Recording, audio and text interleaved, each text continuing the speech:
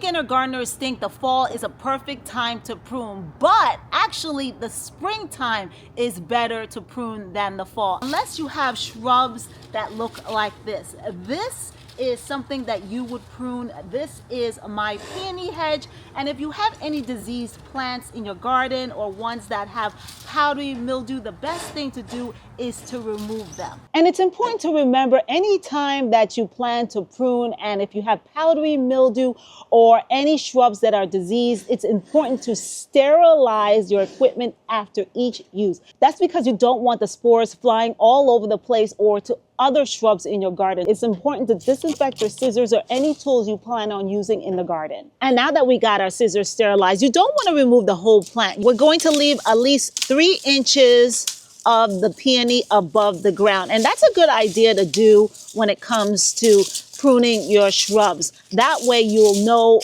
where your shrubs are when they come back up.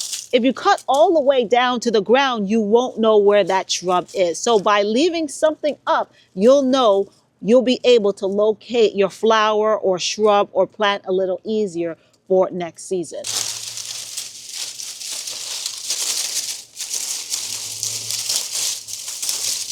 And you want to make sure when you cut down any shrub with powdery mildew, you not only remove the entire plant and shrub, you also remove any leaves with powdery mildew. Don't leave any of the leaves in your garden, because that way it will spread to other plants in your garden. You don't want to do that. So make sure you get rid of all the powdery mildew leaves from your garden or your raised bed.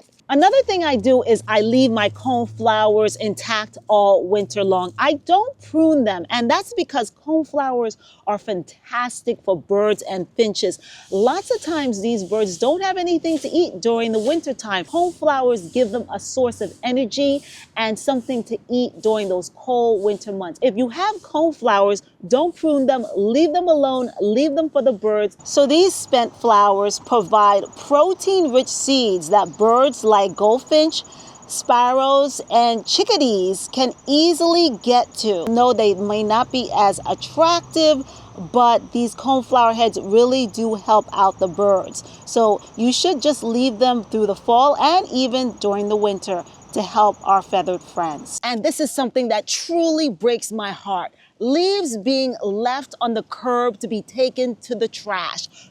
Don't trash it. Don't bag it. Keep your leaves. It's garden gold. See, most people don't know during the spring and summer, green leaves are packed with nutrients. Then comes the fall, they come down, and those nutrients are still in the leaves. So that's the reason why it's so important not to throw away your leaves, because they benefit your garden in so many ways. The fall is also a perfect time to do all those chores that you avoided during the hot summer months. I'm in zone 7B, and it was way too hot to do all that manual labor. So during the fall is a perfect time to do it because it's cooler. You can see my husband, he's in the background right now, and he is cleaning the gutters. The gutters really get messy and dirty during the fall because of all that dirt and leaves that fall into the gutter. So cleaning your gutters is a perfect time to do it during the fall months. Hydrangeas are really good to prune in the fall, but only to a certain extent. You don't want to prune it like you would prune it in the spring. What you want to do is get rid of any stems that may be crossing over each other. Those you want to get rid of and cut out, but you don't want to start pruning hard, or you don't really want to start pruning any hydrangeas hard in the fall, because if you do that, what you'll do is open up a wound for the hydrangea, and when the cold winter months come, that stem could die. So what you want to do is prune very lightly. You want to get rid of all these stems that are crossing over or diseased or are rubbing against each other. And here's another example of a branch that's really kind of thin, that's really not going to do anything. And that's where you want to get rid of also this branch as well as this branch right here.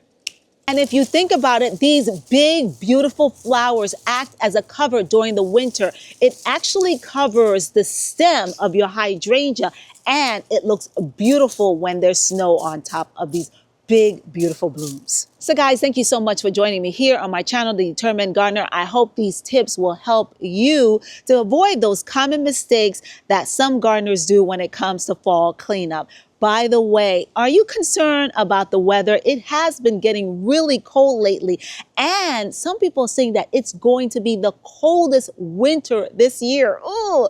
So if you are concerned about your tender shrubs, or if you are planning on growing outdoors, you may want to check out this video if you are concerned about your tender plants this season. See you in the next video, guys. Bye-bye.